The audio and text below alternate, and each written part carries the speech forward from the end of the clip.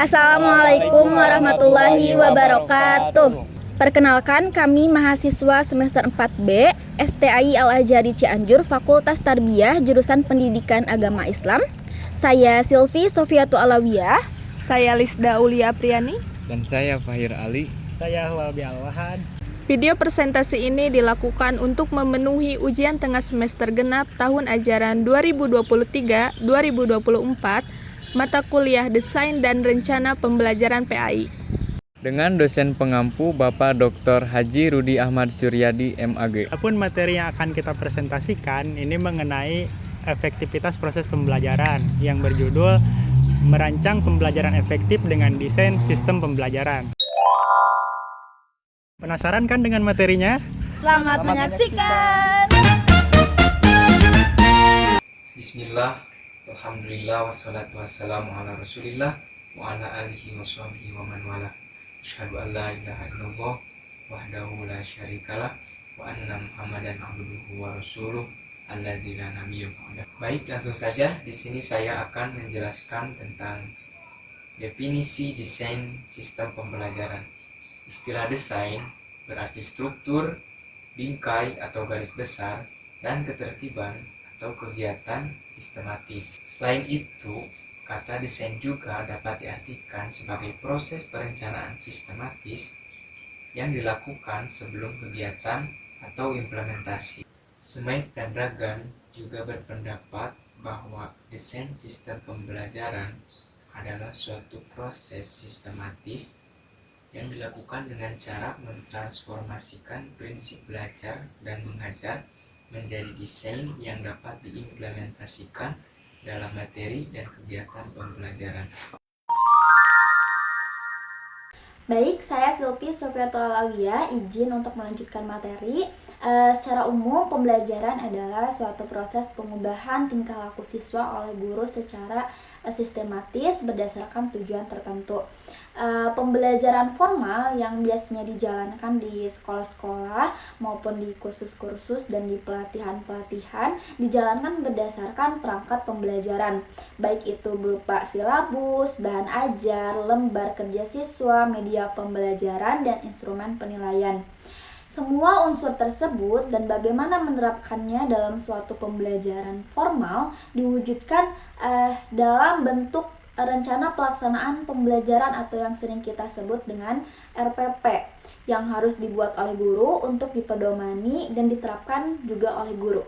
Nah, dalam jurnalnya Nawawi yang berfakultas keguruan dan ilmu pendidikan Universitas Mataram dengan judul jurnalnya Mendesain Pembelajaran Efektif Berdasarkan Model Azur, bahwa untuk menjadi pengajar yang terampil di dalam ruangan kelas sekarang ini sangatlah penting begitu untuk mengetahui kapan menggunakan strategi pengajaran dan multimedia yang interaktif. Para ahli pendidikan menemukan bahwa media pendidikan dan teknologi merupakan rencana sistematis yang efektif dalam pengajaran.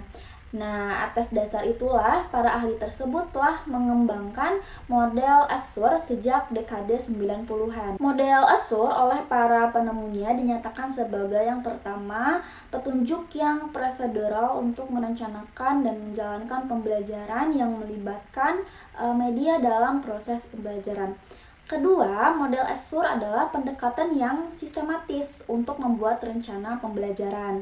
Ketiga, suatu perencanaan yang dipergunakan untuk membantu para guru menyusun prosedur pembelajaran. Yang keempat, suatu perencanaan yang dipergunakan untuk membantu para guru melakukan penilaian autentik terhadap siswa yang sedang belajar.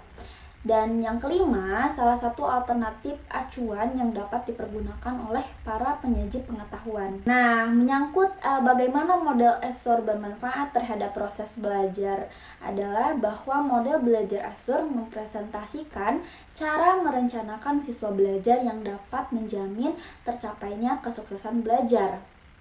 Dengan merencanakan sesi belajar, mengikuti model Azur akan menjamin tercapainya pembelajaran yang efektif dan bernilai bagi para peserta didik. Di samping itu, pembelajaran dengan model Azur dapat dipergunakan untuk para siswa dalam segala tingkatan, termasuk orang dewasa yang sedang mengembangkan profesionalitasnya. Itu saja yang dapat saya sampaikan, kurang dan lebihnya mohon maaf. Terima kasih.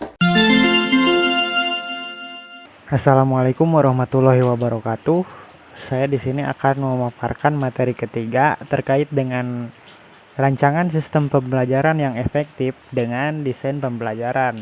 Nah, pada kesempatan kali ini ada beberapa langkah untuk memandu kita agar menciptakan suasana pembelajaran yang efektif. Nah, bagaimana caranya? Kita simak pembahasan berikut. Yang pertama adalah identifikasi tujuan pembelajaran. Kita sebagai pengajar harus terlebih dahulu mengetahui kebutuhan yang siswa inginkan atau yang ingin siswa capai pada akhir pembelajaran. Kita harus mengetahui apa sih tujuan yang akan kita capai pada proses pembelajaran yang akan kita lakukan nantinya, supaya bisa relevan dengan kebutuhan yang siswa inginkan. Kedua adalah pilih metode pembelajaran yang tepat.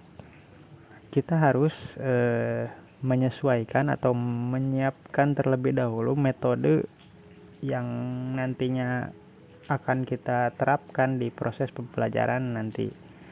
Nah, kita harus menyesuaikan cara kita menyampaikan materi itu seperti apa, entah itu dengan ceramah atau diskusi kelompok atau mungkin proyek atau mungkin dengan metode kasus yang nanti akan menghasilkan pembelajaran yang efektif di dalam kelas. Jadi kita harus menyiapkan terlebih dahulu metode seperti apa nantinya. Yang ketiga adalah rencanakan bahan dan sumber daya. Kita harus menyiapkan terlebih dahulu materi yang akan kita sajikan nantinya, entah itu dari buku, sumber online, atau alat bantu pembelajaran lainnya yang sifatnya mendukung pada proses pembelajaran yang akan kita lakukan nanti. Yang keempat adalah desain evaluasi. Kita harus menentukan bagaimana cara kita mengevaluasi pemahaman siswa, entah itu dengan ujian atau proyek atau mungkin penugasan akhir, yang mana tujuan dari evaluasi ini adalah untuk mengukur seberapa jauh pemahaman siswa dengan materi yang telah kita berikan. Nah, yang terakhir adalah kolaborasi dan umpan balik. Kita harus melibatkan siswa dalam pembelajaran dan juga memberikan umpan balik yang sifatnya konstruktif, guna untuk membantu pengembangan diri siswa dan juga membantu mereka untuk mencapai tujuan dari pembelajaran tersebut. Itulah langkah-langkah untuk menciptakan suasana belajar yang efektif. Sekian dari saya.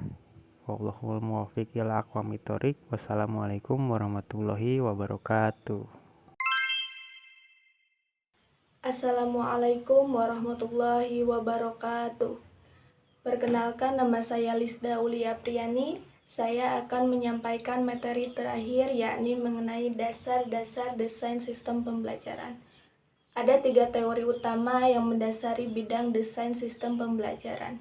Yang pertama yaitu teori sistem, di mana teori sistem ini telah digunakan sejak lama dan dapat memberikan kontribusi khusus untuk pengembangan prosedur dan prosedur yang akan dilakukan ketika merancang sistem pembelajaran. Selain itu, teori sistem memberikan pandangan yang luas bahwa pembelajaran merupakan suatu sistem dengan komponen-komponen yang relevan untuk mencapai tujuan yang diinginkan. Datangnya suatu komponen merupakan masukan bagi komponen lain. Yang kedua yaitu teori komunikasi, di mana teori komunikasi ini telah memberikan kontribusi yang berharga pada prinsip-prinsip yang dapat digunakan untuk membentuk pesan verbal maupun visual. Teori komunikasi memberikan model komunikasi yang dapat disesuaikan untuk menjelaskan prosedur pembelajaran yang telah berlangsung. Model komunikasi menjelaskan proses pembelajaran yang sedang berlangsung. Selain itu, kontribusi kunci utama bagi teori komunikasi untuk desain sistem pembelajaran adalah penjelasan tentang bagaimana pesan dan informasi ditransmisikan dari satu yang bertindak sebagai sumber ke yang lainnya yang bertindak sebagai penerima.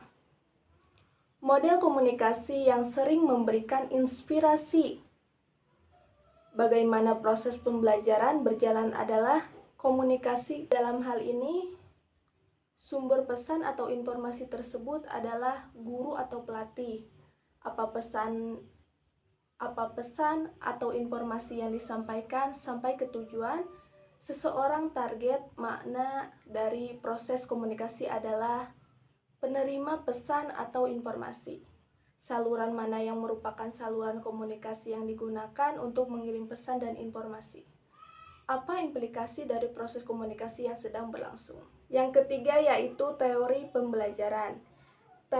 Teori belajar atau teori instruksional memberikan kontribusi dalam bentuk penelitian dan resep pada kondisi yang diperlukan untuk mendukung proses pembelajaran secara efektif. Dengan kata lain, teori belajar selalu menitik beratkan pada kondisi yang membuat proses belajar seseorang lebih optimal. Teori pembelajaran lebih berfungsi sebagai resep atau normatif yang diperlukan untuk meningkatkan kualitas proses pembelajaran. Seperti itu. Mungkin sekian dari saya. Mohon maaf atas segala kekurangan. Wallahul muwaffiq ila aqwamit thoriq. Wassalamualaikum warahmatullahi wabarakatuh.